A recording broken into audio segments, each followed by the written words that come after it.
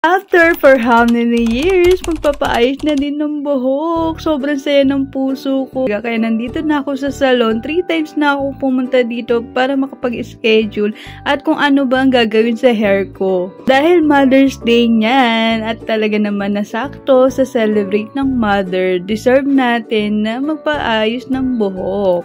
At magpaganda o magbalik alindog. Sure. Una, chinek muna ni sis kung ano ba itong gagawin sa hair ko. Pero ang pinaka-final na gagawin talaga is rebonded with treatment.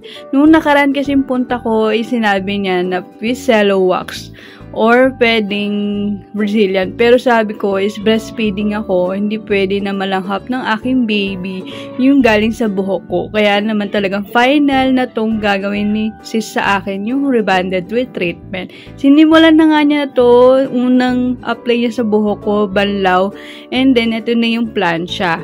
Nag-break time muna si sis dyan at biglang tawag naman ako sa bahay dahil dedede si Hana. Kaya umuwi muna ako at breastfeeding mom moment muna tayo. After na pa dede, bumalik na ako kagad sa salon at ito, finish na ni sis ang pagplansya at sunod na yung pangalawang apply niya sa hair ko.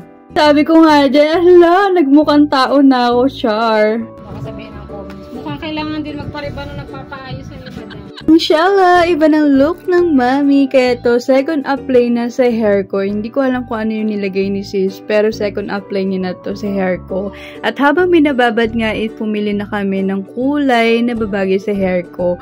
So, ito na yung package na pinagawa ko talaga. So, sinagad ko na hanggang talaga mapaayos na yung buhok ko. So, honey tea brown yung pinili ko at inaayos na rin niya yung buhok ko. Dahil nabanlawan na ito at sinusuklay niya na. Mabusisi niya ang paglagay dito sa color hair ko. Kaya binablower niya na muna at inabot na nga kami ng gabi. Umuwi muna ako saglit at bumalik na rin. Ito na yung pinaka-final result kung talagang na kumapit na yung kulay sa hair ko. Tada! Kumapit na nga daw sa hair ko yung kulay. Kaya inayos na uli ni sis, sinusuklay na para malagay uli yung pinaka-final na treatment at inaayos na rin ni sis, sinusuklayan niya na at pinapatuyo niya na to sa tuwalya. Ewan ko ba kung bakit ginulo niya pa, maayos na nga, Char. Anyway, ito na nga yung pinaka-final and binublower niya na nga itong hair ko.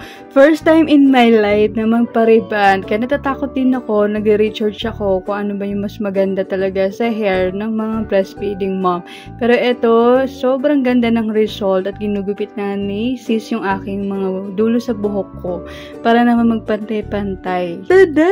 After 4 hours na paghihintay, ito na yung aking hair. Sobrang satisfied ako. Sobrang kilig ng puso ko talaga. Ito na nangyari sa hair ko. Hindi ako nagsisi sa pinili kong color na honey tea brown. Sobrang bilis nga lang daw kumapit sa hair ko dahil ang bilis lang din siyang ma-plancha o ma-blower. Kaya ito na yung result ng aking rebonded with treatment. Thank you sis sa pagbusisi sa aking hair. Sobrang nagandahan ako sa result. At talaga naman, parang bumata ako sa itsura kong to. Wow! Thank you kay Miss Danica. Thank you. Follow niyo siya sa TikTok dito guys. Para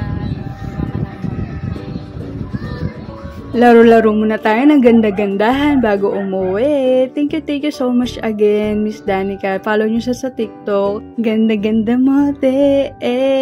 Thank you for watching. Bye!